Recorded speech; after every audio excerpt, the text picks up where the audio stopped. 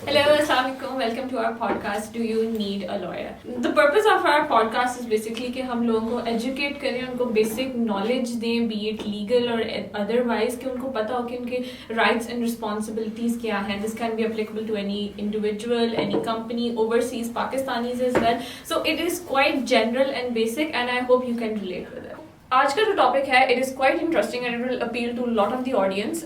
उसमें बेसिकली ये चीज़ है कि हमने अगर कोई आइडिया है, कोई स्टार्टअप है, सो स्टार्टअप का आजकल लफ्ज़ बहुत ज़्यादा it's like the it word. I feel like 2022 से लेके अब तक पाकिस्तान में startups are on the boom and the government is also appreciating them quite a lot. So many people have these entrepreneurial skills जो कि शोकेस करना चाहते हैं. उसके लिए we have brought on our specialised guest Mohammad Saddam Pasha. He is a retired Navy officer, और इसमें उनका over 10 years of experience है, and he's a partner at a leading tech firm here in Lahore, Pakistan, AUC Law. So let's just move on and let's say what he has to say. So कैसे हैं आप sir? अल्हम्दुलिल्लाह बिल्कुल ठीक. Thank you so much for joining us today, and I feel like आपकी as a lawyer we need your expertise in regards कि हम जहाँ पे बात कर रहे हैं कि we need to have basic education and knowledge के कहते हैं हाउ स्टार्टअप कल्चर पाकिस्तान में इतना बूम हो गया है over the past years. Pakistan has taken up millions and billions in tech investments and इनोटेक in startups and stuff. So उसमें the main question that arises investor को भी पाकिस्तान के अंदर आता है, बी इट पाकिस्तानी रेजिडेंट है या बाहर का है. तो they're like, what is your legal liability and what is your legal entity? So what do you suggest in that regard? First of all, thank you so much for inviting me on this podcast. So I would like to take a step back और एक पीछे चलते हैं कि before an investment, जब आपका idea ही अभी you have a thought and you want to do something, तो सबसे पहला सवाल जो आपको खुद से पूछना चाहिए वो ये है कि जी आज से साल बाद 2 साल बाद मैं अपने मॉडल को, अपने आइडिया को कहाँ देखता हूँ. Definitely. और उसके हिसाब से you need to structure your business. अगर हम बात करें कि पाकिस्तान में जो कॉमन या प्रैक्टिकल मॉडल्स अवेलेबल हैं तो उसमें आपकी एक सोल प्रोप्राइटरशिप है जिसमें एक इंडिविजुअल जो है वो अपनी tax registration as a business entity करा के काम शुरू कर सकता है. We have an association of persons which is called as a partnership. आप उसमें 2 या से लेके 50 तक अगर लोग हैं they want to have like work together without making a company, so partnership is an option. और जो last and I would say जो most investor friendly model है that is incorporation of a company, whether it be a private limited or a public company or an SMC, but company is one of the most suitable options for an investor. एक और भी तो है like LLP limited liability partnership. I would say LLP Pakistan में अभी इतनी boom नहीं हो रही है because it's a partnership that is regulated under a company's law. So लोगों को उसकी अभी इतनी awareness नहीं है. Yes, it exists और उसके ऊपर लॉज भी अवेलेबल हैं बट इतनी अभी इसकी प्रैक्टिकल एप्लीकेशन नहीं है. So it's not recommended for now, especially for a newcomer into I would say that as of now, looking at the Pakistani company and business dynamics, LLP is not a very suitable option. Sorry. And when investors come in, what is the most recommended form of business that they look at? उनको क्या सबसे ज़्यादा like देखिए that is what I was telling you कि company एक ऐसा vehicle है जिसपे इन्वेस्टर बहुत सिक्योर फील करता है while he's putting some money, because आपको there are multiple options to invest in a company. It's a regulated entity by the Securities and Exchange Commission. So investor को एक security feel होती है with respect to its investment कि जी अगर मैं invest कर रहा हूँ so in any manner like its dividend और शेयर ओनरशिप उसके राइट्स कंपनी में होते हैं. So let's just बैकट्रैक. सो आपकी बात से मुझे लगा 3 हैं, सोल प्रोप्राइटरशिप, पार्टनरशिप और कंपनी. सो इन तीनों में से let's start how you can incorporate it, या इसको हम शुरू कैसे कर सकते हैं. Let's start with the sole proprietorship. So अब आजकल बिकॉज एवरीथिंग इज ऑनलाइन, तो ये तीनों ऑप्शंस आपके पास ऑनलाइन अवेलेबल है फॉर इनकॉर्पोरेशन. सोल प्रोप्राइटरशिप के लिए you just have to register yourself with FBR as a business entity. इसके लिए कोई ऑनलाइन फॉर्म इस तरह से नहीं है and you can work as a sole proprietorship. If we come to the partnership, आपको उसके लिए एक पार्टनरशिप डीड चाहिए होती है, वो ऑनलाइन ही सबमिशन होती है और ऑनलाइन सबमिशन के बाद आपको एक फिजिकल अपीयरेंस देनी पड़ती है जिसमें वो वेरीफाई करते हैं that the partners are here और उसके ऊपर आपकी पार्टनरशिप रजिस्टर हो सकती है. Same goes for company. SCCP का एक ऑनलाइन पोर्टल है. SCCP Securities and Exchange Commission of Pakistan. So that is the regulatory authority जो हमारी सिक्योरिटीज को डील करती है. सिक्योरिटीज कॉमन इंसान के लिए शेयर्स हैं वो। तो उसके लिए आपको वही ऑनलाइन है, आप ऑनलाइन आपके पास नेम अवेलेबिलिटी आप चेक करते हैं, उसके बाद आप जो कॉन्स्टिट्यूएंट डॉक्यूमेंट्स जिसको हम मेमोरेंडम और आर्टिकल्स बोलते हैं वो SECB की वेबसाइट पे मिल जाते हैं आपको, आप उसको अपने हिसाब से मॉडिफाई करते हैं, वो जमा कराते हैं और उसके बाद आपकी कंपनी इनकॉर्पोरेट हो जाती है। This is just for the sake of the procedure that you have to do with the regulator. अच्छा, जब हम बात करते हैं कि पार्टनरशिप डीड चाहिए या फिर इनकॉर्पोरेशन डॉक्यूमेंट्स चाहिए कंपनी की, तो what is your role in that as a lawyer? Do you think a lay person can do that? Like me, if I am not a lawyer, can I go and incorporate my own company or even a partnership? मैं खुद ChatGPT से क्या बनवा सकती हूँ? Because AI is a very common tool that everyone is using. Like वो होता है ना पंजाबी का अन्यवाय यूज करी जा रहे हैं, ठीक है? तो वो can we do that? देखिए, बेशक आप खुद कंपनी इनकॉर्पोरेट या पार्टनरशिप इनकॉर्पोरेट रजिस्टर करा सकते हैं, बट एक लॉयर जो उस पार्टनरशिप डीड में या उन आर्टिकल्स या मेमोरेंडम में वो चीज़ें देखेगा और वो ऐड कर सकता है, वो एक लेमैन नहीं कर सकता। If we talk about AI tools जिसमें सबसे कॉमन ChatGPT भी है, तो उसकी कमांड पे डिपेंड करेगा कि वो कैसा result they. So for a lawyer to put a command to be very specific हो जाएगा, बट अगर एक लेमैन उस पे कमांड दे रहा है तो वो उतनी स्पेसिफिक नहीं होगी और आंसर्स भी उतने ही जेनेरिक आएंगे। So अच्छा, अब हमने बात कर ली कि कौन बना सकता है कौन नहीं बना सकता। अब इसमें डॉक्यूमेंट्स कौन से हैं? Like what are the names of these documents? अगर सोल प्रोप्राइटरशिप की बात करें तो कोई डॉक्यूमेंट नहीं है, क्योंकि आप अकेले ओनर हैं, आपने ही चलाना है, तो आपको कोई अंडरस्टैंडिंग के लिए भी डॉक्यूमेंट नहीं चाहिए।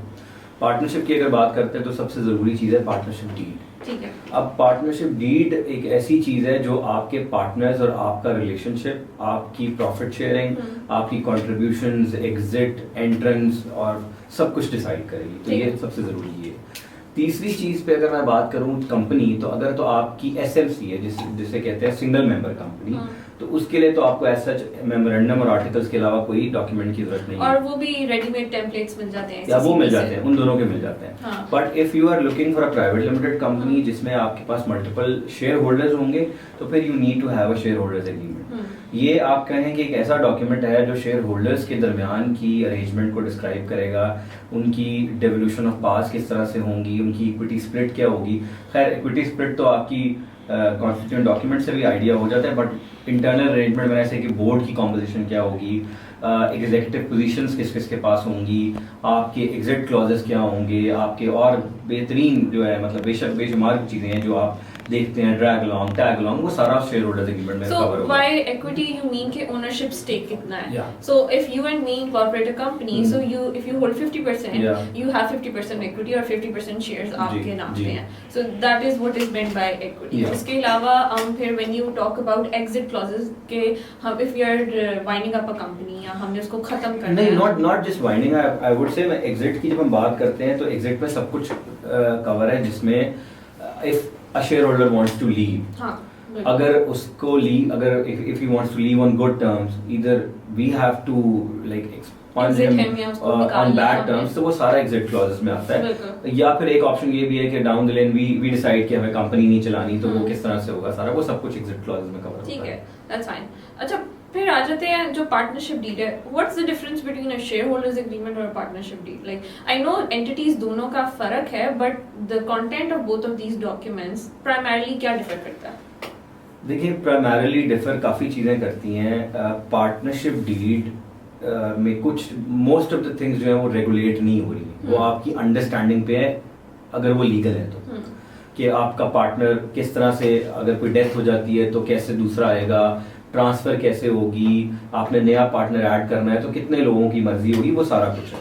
बट कंपनी अगर शेयर होल्डर्स एग्रीमेंट की बात करें तो कुछ चीज़ें हैं जो कंपनीज एक्ट 2017 डिसाइड करता है, जैसे ट्रांसफर ऑफ शेयर्स है तो कैसे होगा, आपने कंपनी के बिजनेस को चेंज करना है तो वो कैसे होगा। तो ये जो प्राइमरीली जो डिफरेंस है वो ये है कि एक तरफ आप शेयर होल्डर्स हैं जो डिक्टेट हो रहे हैं थ्रू कंपनीज एक्ट और उसकी चीजें अप्लीकेबल है, दूसरी तरफ आप एक पार्टनरशिप डीड है जिसकी आपने खुद अंडरस्टैंडिंग डेवलप की है। पार्टनरशिप एक्ट आपको बताता तो है कि आपने पार्टनरशिप बनानी, but that is not too specific कि वो कैसे ऑपरेट करेगी।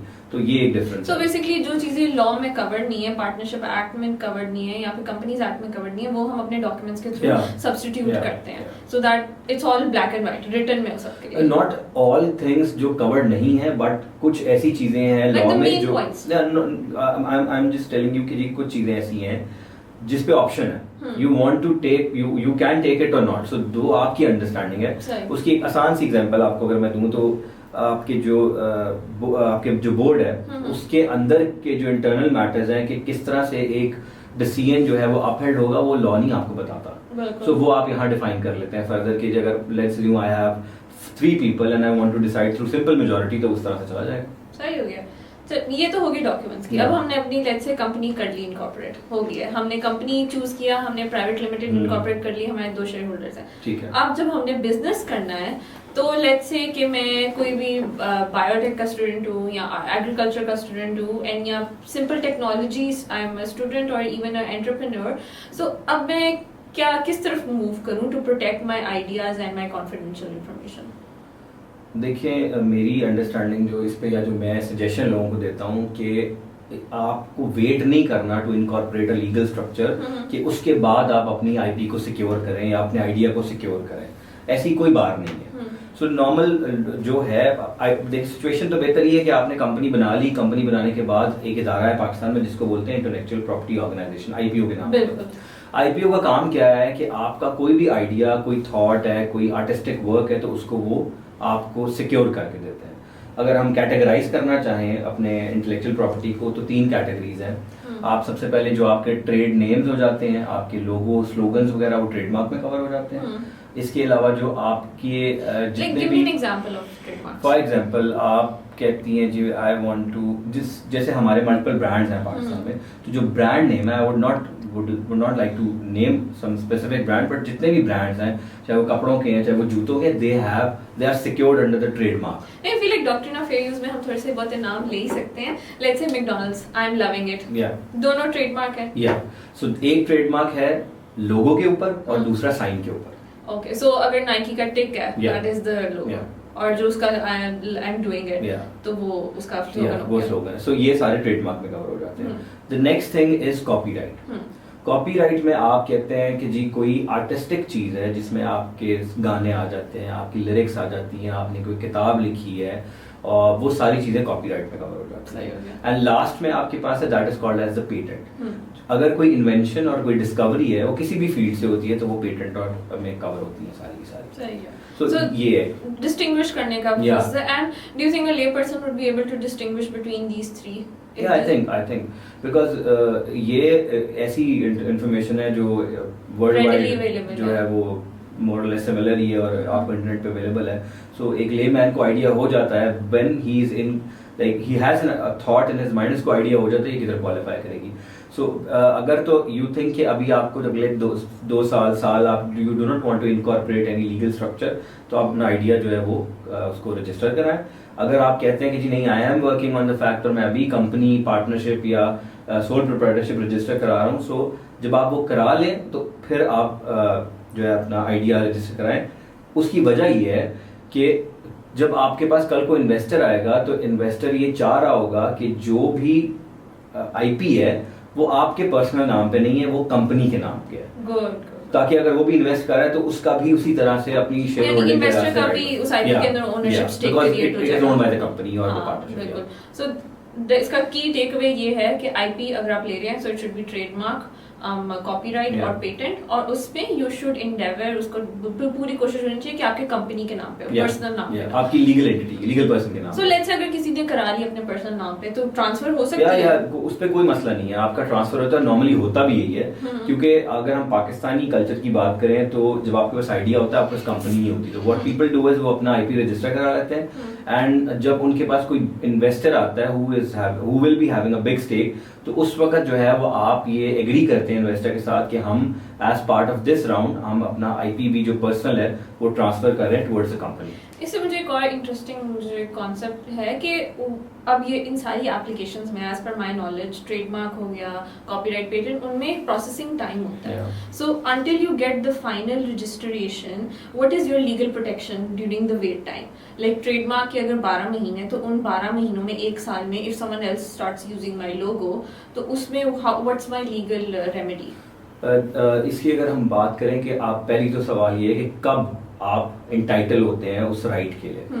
सो इवन अगर लेट्स अज्यूम आपने नहीं भी रजिस्टर कराई हुई and you can prove the usages कि आप इस टाइम से कर रहे हैं, तो आपका लीगल राइट उस पर बनता है. बट नॉर्मली स्पीकिंग होता ही है कि आपने अपनी एप्लीकेशन फाइल की है और एप्लीकेशन फाइल करने के बाद आपका एक प्रीलिमिनरी शो कॉज नोटिस आता है, जिसमें जरूरी नहीं क्या है बट 99% आता है, जिसके अंदर आपने इनिशियल बताना होता है कि मेरे ये है, वो आपसे डिटेल्स मांग रहे होते हैं. तो उसके बाद जो पहली एप्लीकेशन के बाद आपका राइट एस्टैब्लिश हो जाता है.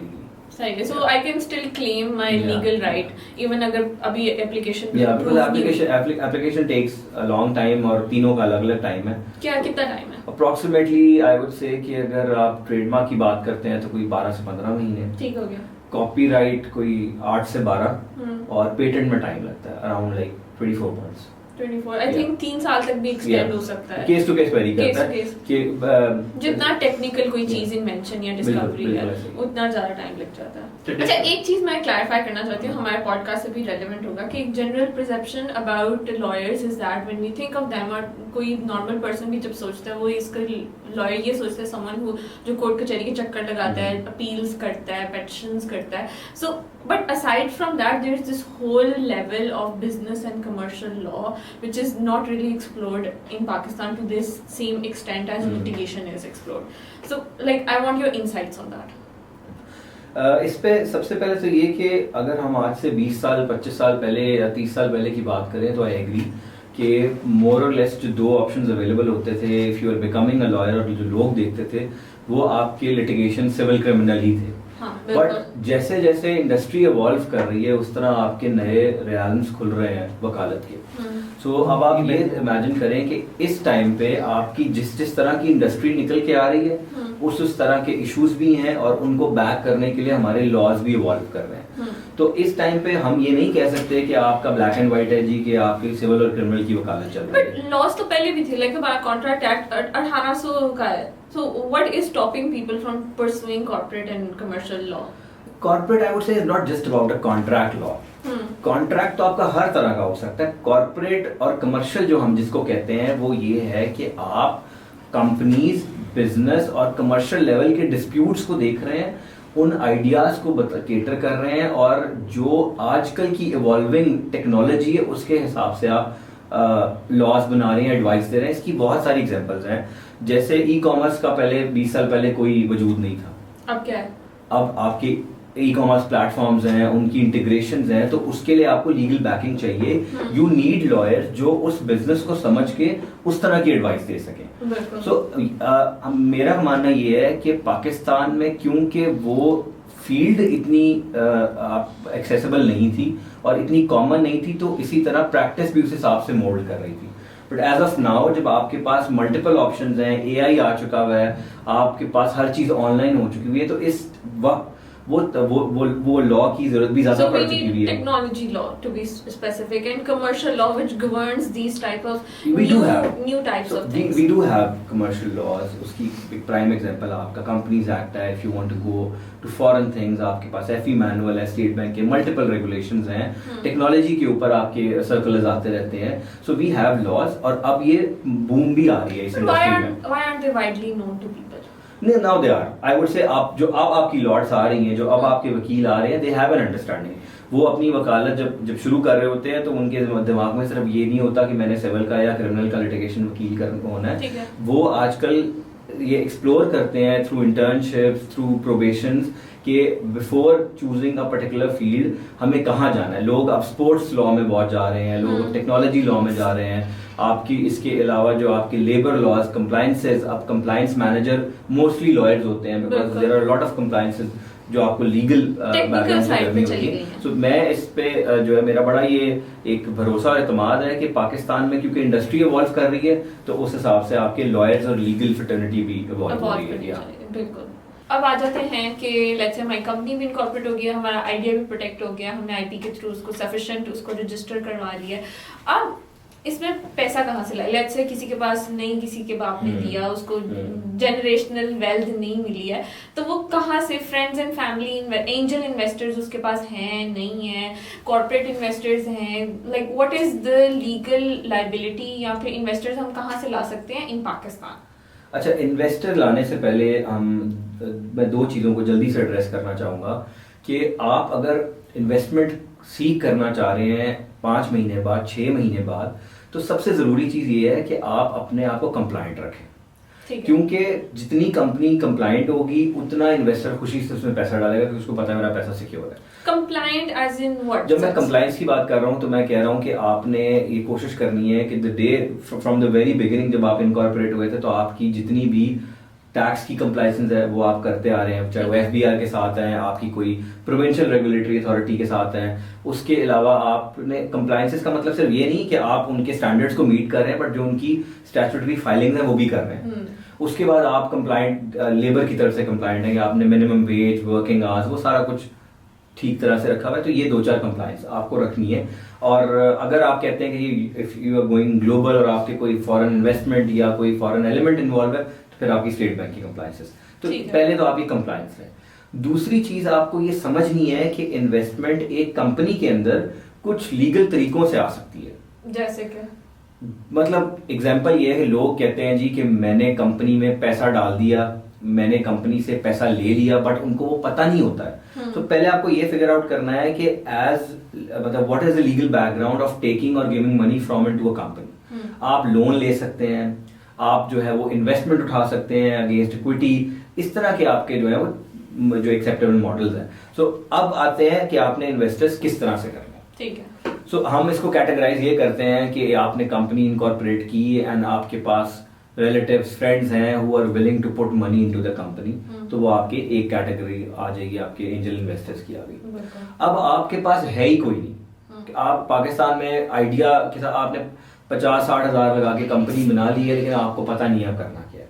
तो फिर अब आई वुड से एंड आई वुड अप्रिशिएट कि जी पाकिस्तान में बहुत ऑप्शंस अवेलेबल हैं। आपके पास इंक्यूबेशन सेंटर्स हैं, आपके पास एक्सेलरेटर्स हैं जो आपके आइडियाज़ को, आपकी कंपनीज को एक तो I would say as a catalyst act करते हैं, आपको इन्वेस्टर से मिलवाते हैं, आपकी बिजनेस डेवलपमेंट करते हैं और आपको एक इस प्लेटफॉर्म उस प्लेटफॉर्म के थ्रू स्टैंडर्ड पे ले आते हैं कि आप इन्वेस्टर सीख कर सकते हैं। So what do you mean when you exactly say incubation centers or accelerator center? Because many people have not heard these words. Okay. So Pakistan में I would say almost 80% जो बड़ी यूनिवर्सिटीज हैं उन्होंने अपने अंदर एक सेंटर्स डेवलप किए हुए हैं जहाँ पे वो लोगों को जिनके पास आइडियाज हैं, जिनकी कंपनीज, पार्टनरशिप, सोल प्रोप्राइटरशिप्स रजिस्टर हैं, उनको स्क्रूटनी के बाद मौका देते हैं कि वो उनके पास आए like against some certain remuneration और फी, और आके उनके प्रोग्राम्स में खुद को इनरोल कराएं और वो प्रोग्राम उनको हेल्प करता है बिजनेस डेवलपमेंट के लिए, इन्वेस्टर्स सीख करने के लिए, और वो आपको एक तैयार करते हैं, आपको एक प्लेटफॉर्म देते हैं कि जी आपने जो है वो किस तरह से अपने आप को लेके चलना है। अच्छा, you mention university, so do you think कि वहां पे अगर कोई नॉन स्टूडेंट है तो can they go and get या दे डू सो उनका जो है वो इस तरह से नहीं होता। देवा को सम यूनिवर्सिटीज हैव कोटा, सम वो वैसे ही आपके अगर उनकी एक प्रोग्राम में 100 सीटें हैं एंड लाइक पीपल अप्लाई और वो उसके हिसाब से उनको चूज करके उनके जो आई वुड से स्क्रूटनी के फैक्टर्स होते हैं वो वेरी करते हैं। कुछ इंडस्ट्रीज डेवलप करती हैं, वो टेक पे कर रही हैं, कुछ जो है वो आपके एक किसी सर्विस सेक्टर को कर रही हैं, तो उस हिसाब से वो आपको ऑनबोर्ड करते रहते हैं। सो लेट्स से लम्स है, नस्ट है, there so many universities, GC University, सबके अपने इंक्यूबेशन सेंटर्स हैं।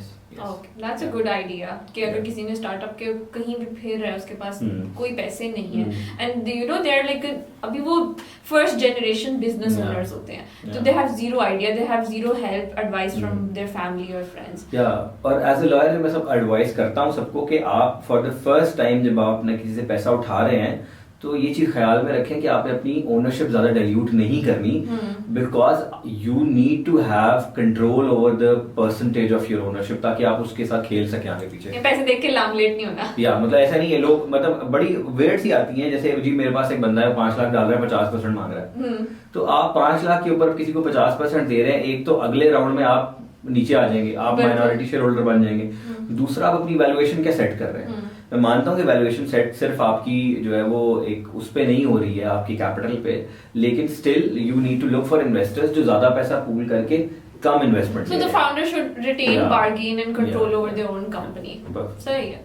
अच्छा, अब आई थिंक हमने काफी ज्यादा डिस्कस कर लिया पॉडकास्ट में स्टार्टअप्स का, उसको कंपनी कैसे बनानी है, टाइप्स ऑफ कंपनी क्या है, आईपी कैसे प्रोटेक्ट हो सकती है, सो कंप्लायंस भी क्या है, इंक्यूबेशन सेंटर्स जा सकते हैं नहीं जा सकते, इन्वेस्टर्स कैसे रेज कर सकते हैं। सो पूरी कॉन्वर्सेशन में I would like you to give some closing remarks that's like a summary of all this.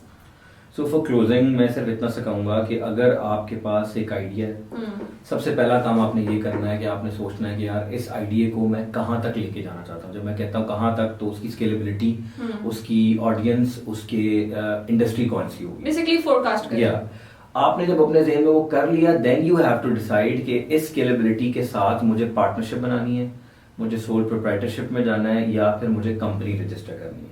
तो पहला आपने ये अपने ज़हन में वर्किंग कर ली। जब आपने ये वर्किंग कर ली, उसके बाद आपने कोई एक चीज रजिस्टर की, साथ आप अपनी आईपी सिक्योर कर रहे हैं, और वो साइमल्टेनियसली चलता जाएगा। एंड फिर lastly whatever you are making, what structure you require, आपने हमेशा उसकी कंप्लायंसेस पूरी करनी है।